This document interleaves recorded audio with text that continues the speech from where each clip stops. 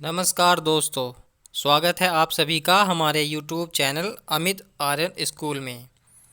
मैं आज आपको पढ़ाने जा रहा हूँ अधिगम। यानी कि अधिगम का अर्थ होता है लर्निंग। अब हिंदी में तो इतना हार्ड सा वर्ड लगता है अधिगम, और देखो इंग्लिश में कितना इजी है, आप सबको समझ में आता है लर्निंग। इसलिए मैं आज आपको पढ़ाने जा रहा हूँ अधिगम। अधिगम का अर्थ क्या होता है? सीखना। तो दोस्तों, उससे पहले बस इतना ही कहना चाहूँगा कि कॉपी और पेंसिल लेकर बैठिए ताकि आप अपने नोट्स मेंटेन कर सकें। नोट्स अगर आप बनाएंगे तो आपका ही फ़ायदा होगा, आप उसमें रिवीजन कर सकते हैं। रिवीजन बहुत ज़्यादा ज़रूरी होता है ताकि चीज़ों को हम भूलें नहीं। अगर हम सुबह को क्लास ले रहे हैं तो हम शाम को उसका रिवीजन ज़रूर करना चाहिए, और अगर हम शाम को क्लास ले रहे हैं तो सुबह को इसका रिवीजन करना बहुत ही ज़रूरी है। और मैं अब इसी तरह से लगातार आपको ये पढ़ाता जाऊंगा। CDP, child development and pedagogy. अब उसमें ये एक टॉपिक है अधिगम। अधिगम का मीन्स अभी बताया, जैसे मैंने अर्थ उसका अर्थ होता है सीखना। यानी कि हम सीखते कैसे हैं। अब सीख कर व्यवहार में परिवर्तन। आप बोलेंगे कि सर सीख कर व्यवहार में परिवर्तन मतलब समझ में नहीं आया। अब देखिए मैं आपको समझाता हूँ। अब अगर हम सीखेंगे कुछ तो हमारे व्यवहार में तो परिवर्तन होगा ही। जैसे मैं आपको समझाता हूँ, आपके घर में कोई छोटा बच्चा है और आपके घर कोई अतिथि आया, मेहमान आया, तो उस बच्चे ने उसको ठीक से स्वागत नहीं किया, नमस्ते नहीं किया, और उसे कोई अपशब्द बोल दिए, गाली दे दिया जैसे भी, क्योंकि उसे तो पता नहीं कुछ। अब जब वो अतिथि चला जाएगा तो उसके मम्मी पापा ने उसको समझाएंगे कि भाई बेटा ऐसे नहीं, ये गलत बात है, स्वागत करना चाहिए, नमस्ते करनी चाहिए, ये हर वो, ऐसे अच्छे उसको अच्छी अच्छी बातें समझाएं तो उसको समझ में आ गया। और अगली बार जब अतिथि आएगा तो उसको अच्छे से वो पैर छू के नमस्ते भी करेगा और बैठने को भी बोलेगा, पानी पिलाएगा। तो ये उसके व्यवहार में परिवर्तन हो गया। तो दोस्तों, बिल्कुल भी चीज़ें रटने की ज़रूरत नहीं है। मैं अच्छे से समझाऊंगा, प्लेलिस्ट बना दूंगा। आप नीचे कमेंट डिस्क्रिप्शन में जाके प्लेलिस्ट देख सकते हैं पूरी। लगातार पढ़ाता जाऊंगा ताकि आप UP TET, C TET, super TET, आज जितने भी एग्ज़ाम होते हैं उनमें सभी में कवर कर सकते हैं और आप पास हो जाएंगे। जैसे आप लगाइए, आप अब आप सोचेंगे कि हमारे बच्चे वाला एग्जाम्पल तो समझ नहीं आया। देखिए आपके लेवल का एक उदाहरण लेता हूँ। एक विद्यार्थी का सपना शिक्षक बनना होता है। वह परीक्षा देता है परंतु असफल हो जाता है। फिर दोबारा से परीक्षा देता है, लेकिन इस बार वह अच्छे से नोट्स बनाता है, दूसरे से पढ़ता है, अच्छे अच्छे तरह से जितनी मेहनत करता है वह पिछली परीक्षा से कुछ ना कुछ ज़रूर सीखता है और मेहनत करके अपने लक्ष्य को प्राप्त कर लेता है। यानी कि दोस्तों, इसका अर्थ है कि भाई जैसे आपने एग्ज़ाम दिया, किसी ने शुरू में तो आपने क्या देखा, किसी दोस्त से सलाह ले ली कि भाई क्या क्या आता है, दो तीन बुक्स ले ली, पढ़ लिए ऐसा ही और चले गए एग्ज़ाम देने, आप फेल हो गए। लेकिन जब दूसरी बार आप एग्ज़ाम देंगे आपको पता चल चुका है कि भाई क्या क्या आता है, नोट्स बनानी भी ज़रूरी है, रिवीजन करना भी ज़रूरी है, तो आप उसमें मेहनत करके दोबारा से पास हो जाएंगे। तो दोस्तों, हुआ ना आपके व्यवहार में परिवर्तन। तो इसीलिए अधिगम का मतलब होता है व्यवहार में परिवर्तन। आई होप अब आपको ये समझ में आ गया होगा कि अधिगम क्या होता है। हिंदी में दोस्तों ये देखने में भारी लगता है, लेकिन ये इंग्लिश में बहुत ईजी मीनिंग है इसका, सीखना। चलिए दोस्तों, आगे की तरफ चलते हैं। परिभाषा देखो, दो तीन परिभाषाएं हैं, मैं आपको परिभाषाएं से समझाऊंगा। एग्जाम्पल दूंगा जगह जगह पर, लेकिन आपको अच्छे से समझाऊंगा दोस्तों। विभिन्न प्रकार के अनुभवों की वजह से विभिन्न प्रकार के अनुभवों की वजह से मनुष्य के स्वभाव में जो परिवर्तन होता है अधिगम या सीखना कहलाता है। भाई दोस्तों, अनुभव अनुभव मतलब जब हम कुछ काम करते हैं तो हमें पहली बार कोई गलत होगा और बाद में हम उसे जब सीख जाएंगे कि ये ऐसे नहीं ऐसे करना चाहिए तो हम उसको सही से कर लेंगे, तो हुआ ना अनुभव। अब जैसे फिर से एग्जाम्पल देते हैं। देखो, एक छोटा बच्चा है, अब जलती हुई दिया सलाई को हाथ लगाता है। दिया सलाई मतलब माचिस की तिल्ली जो हम घर में यूज करते हैं, तो उसका हाथ जल जाता है, अर्थात उसे कड़ा अनुभव हो जाता है। इसलिए वह फिर कभी जलती हुई किसी भी वस्तु को छूने की कोशिश नहीं करेगा। तो हुआ, यानी कि उसका अनुभव हुआ कि भाई अगर मैं जलती हुई इस चीज़ के पास जाऊंगा तो मेरा हाथ जल जाएगा, तो इसलिए वह उस चीज़ के पास जाएगा ही नहीं। तो हुआ उसके अनुभव में परिवर्तन। दोस्तों, इसी प्रकार पिछली क्रिया से सीखकर व्यवहार में परिवर्तन को ही अधिगम या सीखना कहते हैं। हम सब अपनी पिछली पिछली कुछ ना कुछ गलतियों से सीखते हैं और उसे हम आगे चल के क्या कर लेते हैं, सुधार कर लेते हैं। तो दोस्तों ये तो हुआ अधिगम के बारे में। आप आई होप आपको समझ में आ गया होगा बिल्कुल अच्छे से।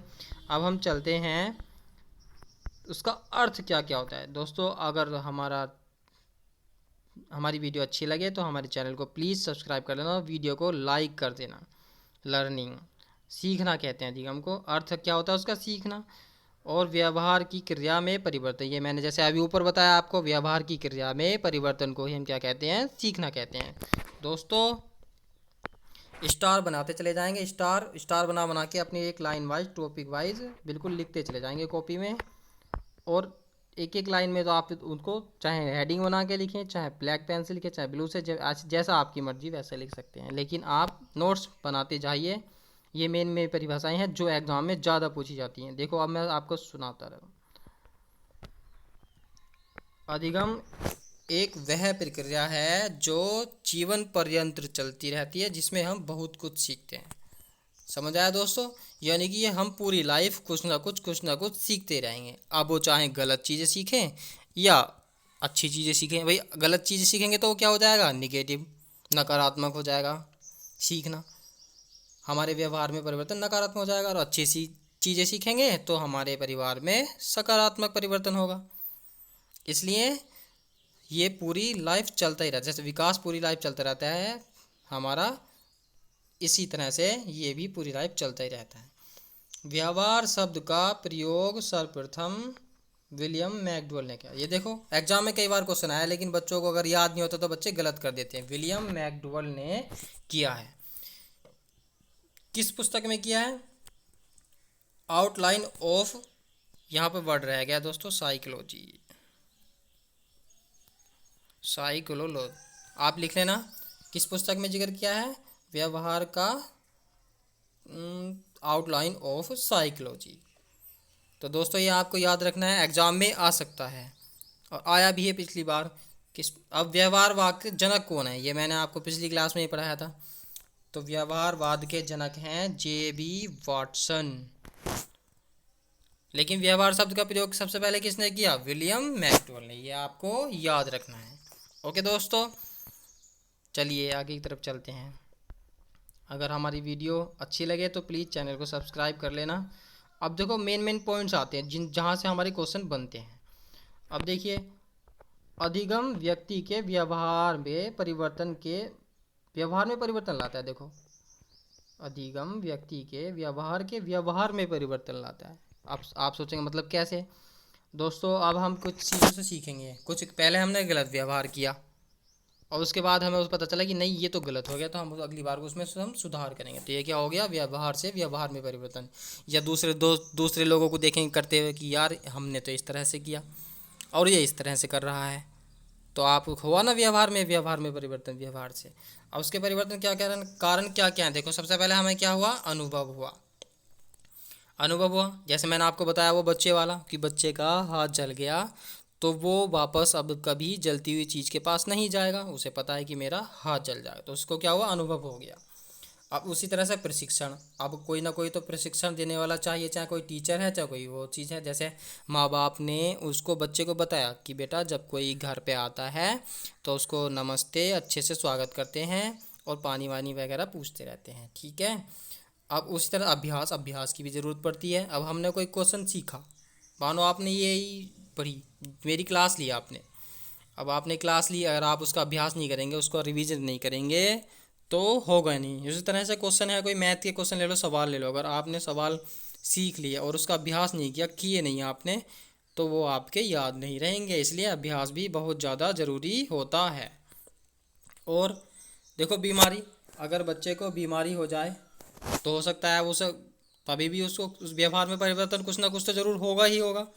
और संवेग में परिवर्तन और परिपक्वता मतलब अगर वो बिल्कुल जान लेगा कि इस बारे में कि हाँ भाई ऐसा है, चाहे वो अच्छी चीज़ों की तरफ भागे या बुरी चीज़ों की तरफ भागे, लेकिन वो किसी न किसी चीज़ के बारे में परिपक्व हो जाएगा। अब मूल प्रवृत्ति, उसकी प्रवृत्ति भी तो होनी चाहिए सीखने की। भाई अगर वो किसी गलत माहौल में पड़ जाए तो वो गलत सीखेगा, तो उसके परिवर्तन तो फिर भी होगा, सीखेगा तो ज़रूर, लेकिन अगर गलत सीखेगा तो नकारात्मक और सही सीखेगा तो सकारात्मक परिवर्तन। तो इसलिए व्यवहार में परिवर्तन होता है। अधिगम की अब विशेषताओं की तरफ चलते हैं। अब हम चलते हैं अधिगम की विशेषताएं। स्पेसिफिसिटी ऑफ लर्निंग पहला नंबर का टॉपिक है। अधिगम जीवन पर्यंत होता रहता है, यानी कि लाइफ लॉन्ग प्रोसेस। आप पैदा हो जाएंगे, पैदा होने के बाद बड़े हो जाएंगे, बाल्यावस्था में चले जाएंगे, और फिर आप किशोर अवस्था में चले जाएंगे, फिर प्रौढ़ावस्था में चले जाएंगे। उसी तरह से आप कुछ ना कुछ सीखते रहेंगे। वो बात आपके ऊपर डिपेंड करती है कि आप नेगेटिव सीखते हैं या पॉजिटिव सीखते हैं। ओके दोस्तों, चलिए। अधिगम निरंतर व सतत चलता रहता है। भाई जैसे मैंने अभी बताया कि आप कुछ ना कुछ सीखते रहेंगे और चलता ही रहेगा, आपकी लाइफ लॉन्ग चलता रहेगा, बिल्कुल लगातार बिल्कुल चलता रहेगा, चाहे वो जैसा भी आप सीखें, अच्छी बातें बुरी बातें। तीसरा टॉपिक, अधिगम सार्वभौमिक यानी कि यूनिवर्सल है। यानी अधिगम केवल मनुष्य जाति का ही गुण ना होकर बल्कि संसार के सभी जीव जंतु और पक्षी और कीड़े मकोड़े सभी में होता है। भाई सीखते तो वो भी हैं, बड़े होते हैं, सभी सीखते हैं, जीव जंतु पक्षी पशु कोई भी हो। अब जैसा कुत्ता होता है, कुत्ते को हम सिखाएंगे बेटा जाओ, एक दो बार बॉल फेंकेंगे, सबके घर में होता है कुत्ता पालने वाला, बॉल फेंकेंगे हम तो बॉल एक बार तो उठा के शायद ला सकता है, शुरुआत में नहीं ला सकता, लेकिन बार बार उसके पीछे जाएगा वो तो, और बार एक न एक दो बार आपके पास उठा के लाए जाए। आप उसको जैसी भी अच्छी आदतें डालेंगे तो अच्छी डल जाएंगी, और गलत आदतें डालेंगे तो गलत आदतें उसके अंदर डल जाएंगी। ओके, अगला नंबर, अधिगम परिवर्तनशील भी है। भाई अधिगम को चेंज भी किया जा सकता है सीखने को।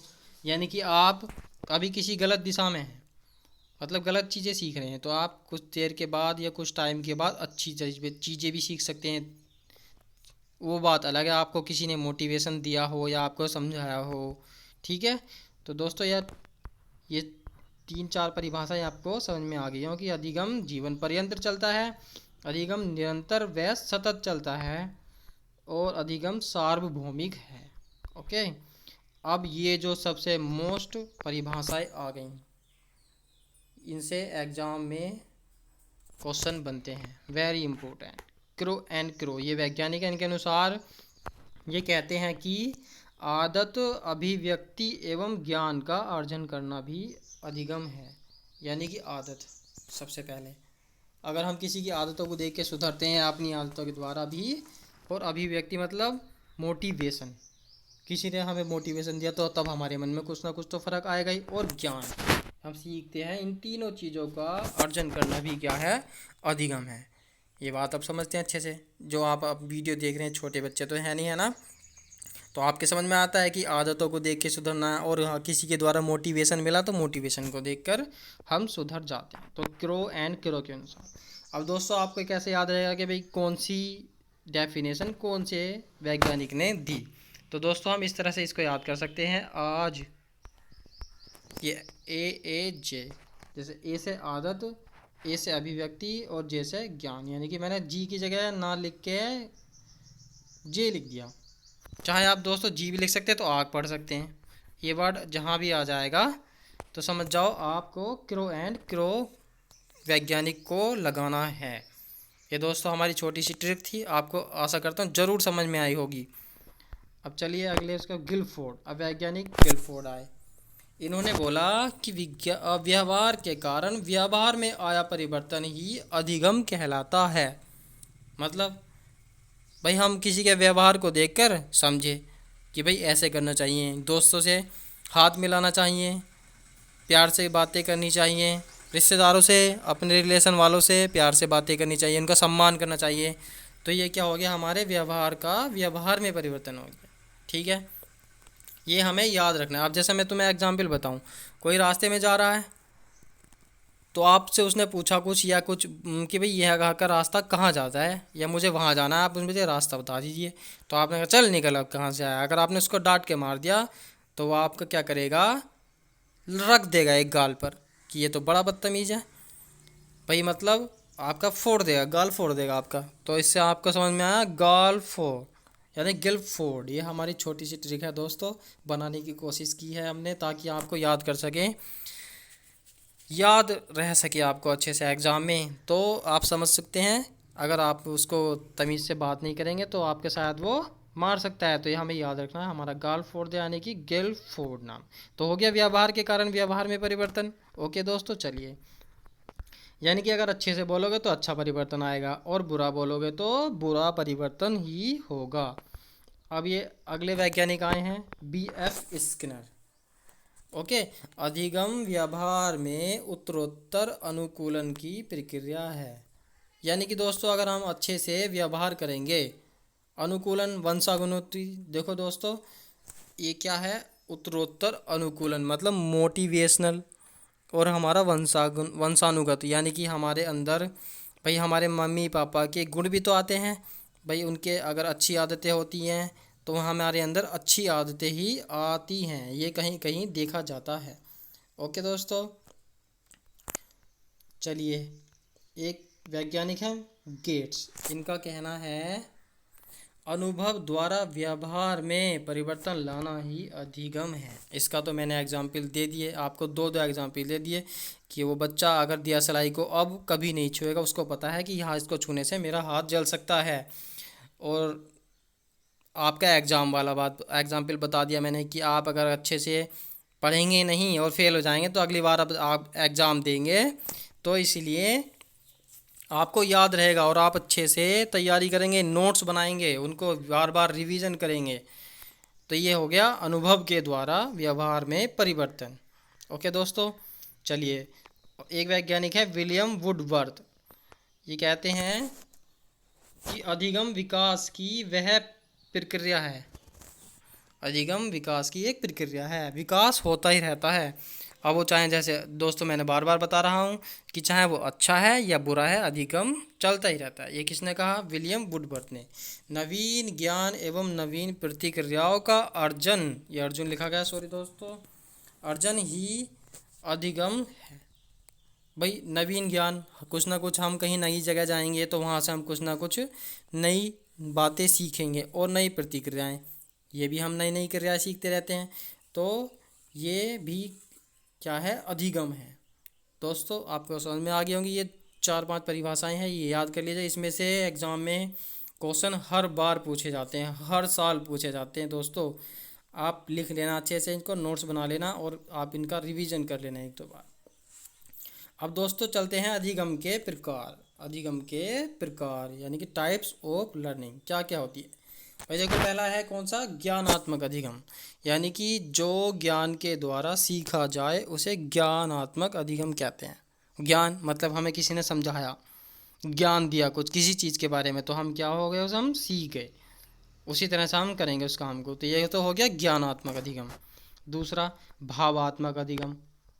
भावात्मक अधिगम, जो भाव, सॉरी यहाँ भाव होना चाहिए था, भाव के द्वारा अर्थात इमोशंस के द्वारा समझा जाए उसे भावात्मक अधिगम कहते हैं। कोई ज़रूरी नहीं इंसान आपको लिख कर समझाए या बोल कर समझाए, कभी कभी हम इमोशंस ही समझ जाते हैं, हमारे समझ में आ जाते हैं। अब जैसे दोस्तों किसी के चोट लग जाए तो आपसे कुछ बोलेगा थोड़ी, लेकिन आप समझ जाएंगे इमोशन से ही उसके कि यार हमें भी अपनी सवारी बाइक या कुछ कार वार आराम से चलानी चाहिए, देख कर चलानी चाहिए। तो ये क्या हम हो गए, हम भाव से समझ गए उसके। ओके, या आपसे कोई प्यार से बात ना करे तो आप समझ सकते हैं इसके कुछ ना कुछ गड़बड़ है, तो हम उसके भाव से ही समझ जाते हैं। अब तीसरा आता है क्रियात्मक अधिगम, यानी कि किसी काम को करके सीखने की क्रियात्मक अधिगम कहते हैं। जैसे मैंने आपको बताया दोस्तों, भाई हमारे एग्ज़ाम में अगर अच्छे से पढ़ लेंगे पहली बार ही तो हम पास हो जाएंगे, वरना भाई दूसरी बार को तो हम सीख ही जाएंगे कि भाई हमें अच्छे से करना है, अच्छे से पढ़ना है, अच्छे से क्रियाएं करनी हैं, तो हम पास हो सकते हैं, वरना हम पास नहीं होंगे। दोस्तों इसी तरह से मैं पढ़ाता जाऊंगा आपको, और हर वीडियो के लास्ट में 5 से 10 क्वेश्चन हम कराते रहेंगे जो हमेशा एग्ज़ाम में ट्रेंड होते हैं। टैट, सी टैट और सुपर टैट, जो भी आपका एग्ज़ाम शिक्षा से रिलेटेड जितने भी हों सभी में वो ट्रेंड करते हैं। अब दोस्तों आगे चलते हैं, चलो देखिए ये भी क्या, अधिगम को प्रभावित करने वाले कारक, एफेक्शन। अफेक्टिंग फैक्टर कौन कौन से हैं दोस्तों? अब कोई अधिगम के लिए अच्छी अच्छी चीज़ें भी तो होनी ज़रूरी हैं, अच्छी या बुरी जैसी भी हो। भाई इफेक्ट तो डालेंगी, अच्छी चीज़ें होंगी तो अच्छा इफेक्ट डालेंगी, और गलत चीज़ें होंगी तो गलत इफेक्ट डालेंगी।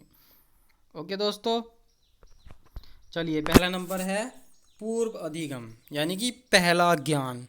यानी कि अगर हमें पहला ज्ञान है, अब जैसे देखो भाई, हमें देना है सुपर टेट का एग्ज़ाम या सी टेट का, हमने टेट का एग्ज़ाम दिया नहीं, तो हम कैसे पास कर लेंगे भाई? अगर हमने बी एड किया है, उसमें हमने पढ़ा है कुछ, तो हम तभी तो टेट का और सी टेट का एग्ज़ाम पास कर सकते हैं। तो ये क्या हो गया? पूर्व अधिगम।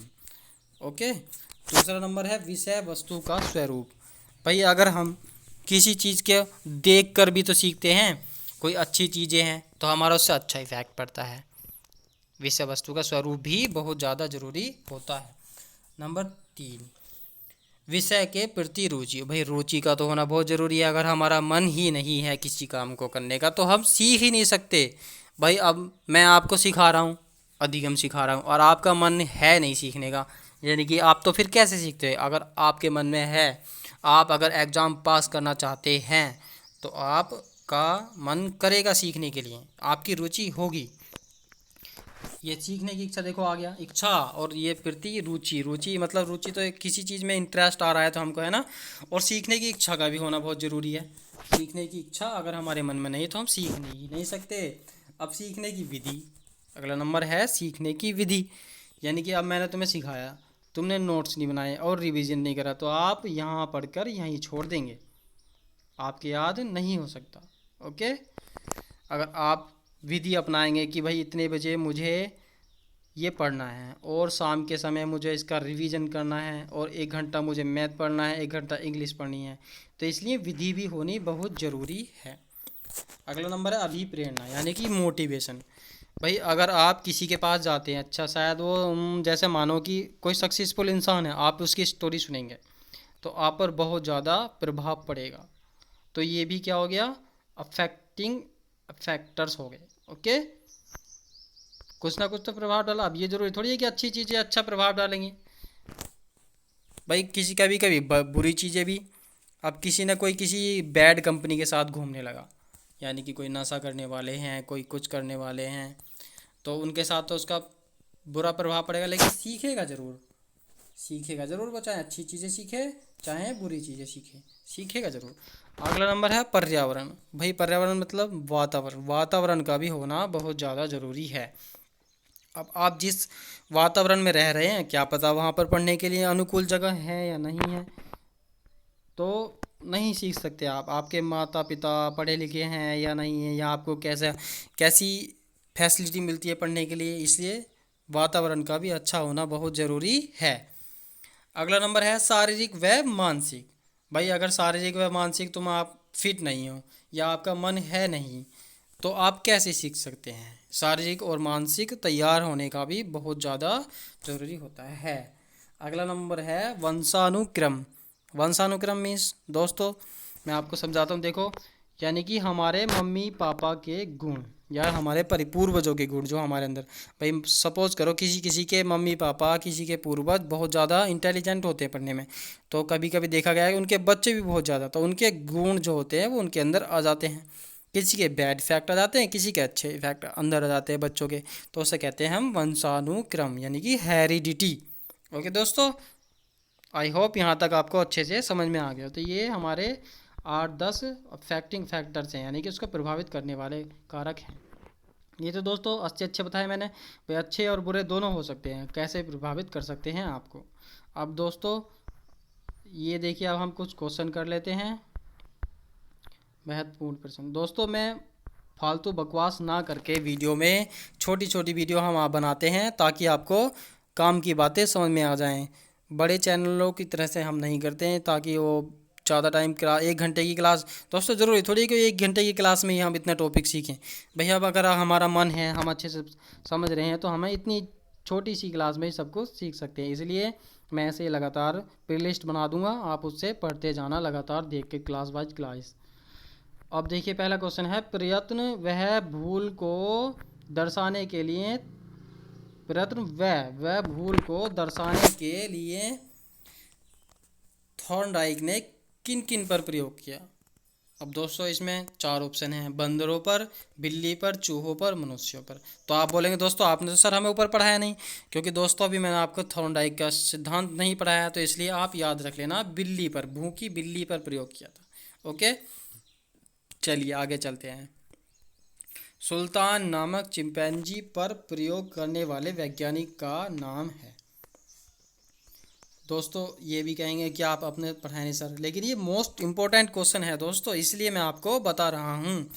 ये कोहलर, इससे इसका आंसर चला जाएगा कोहलर के साथ। मैं आपको पढ़ाऊंगा सबकी सिद्धांत, पियाजे, वाटसन, ये सब इनके, वुडवर्थ, स्किनर और इनके सब के सिद्धांत में आपको पढ़ाऊंगा, आपको सब अच्छे से याद हो जाएगा, टेंशन ना लीजिए बिल्कुल भी। अधिगम के लिए क्या क्या आवश्यक है? भाई अधिगम के लिए क्या क्या आवश्यक है? स्व अनुभव, स्व चिंतन और स्व क्रिया, यह सभी। भाई दोस्तों अनुभव होना भी ज़रूरी है, जैसे मैंने अभी बताया आपको, अनुभव होना भी बहुत ज़रूरी है पिछली बातों का।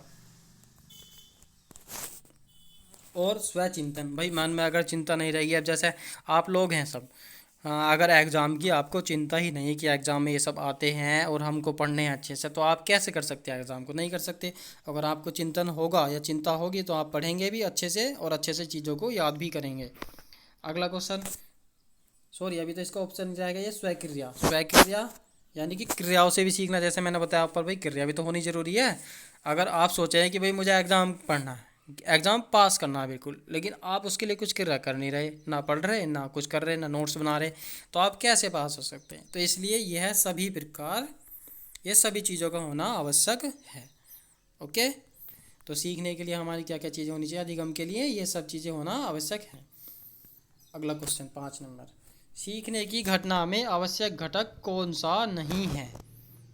भाई दोस्तों ये तो थे ऊपर वाले, तो सब थे कि आवश्यक घटक हैं, तो ये सब थे।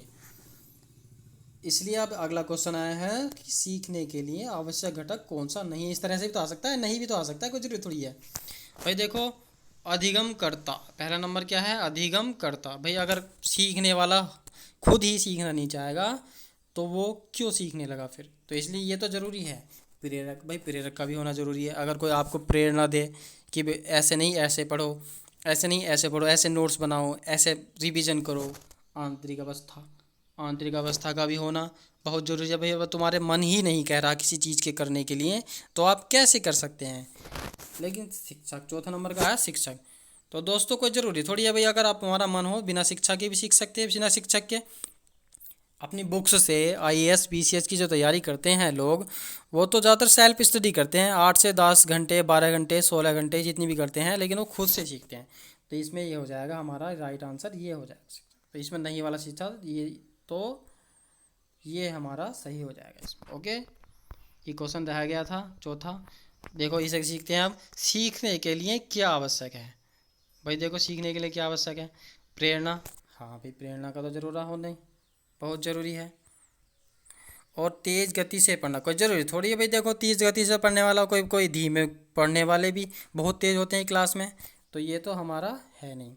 स्मृति मापन, कोई हमारी बुद्धि का मापन कर नहीं सकता भाई कितनी तेज़ है, कुछ नहीं। तो इसलिए सीखने के लिए प्रेरणा का होना बहुत ज़्यादा ज़रूरी होता है। ओके दोस्तों, चलिए, तो आशा करता हूँ आपको ये अधिगम मैंने अच्छे से पढ़ा दिया है। अगर आप अच्छे से नोट्स बनाकर रिवीजन करेंगे तो आपको जितने भी 2 से 4 क्वेश्चन एग्ज़ाम में आएंगे, आपके पूरे पक्के नंबर हो जाएंगे। चलिए दोस्तों, मिलते हैं कल फिर अगली क्लास के साथ। आशा करता हूँ अगर अच्छी लगी हो वीडियो तो प्लीज़ हमारे चैनल को सब्सक्राइब कर लेना और वीडियो को हमारी लाइक कर लेना।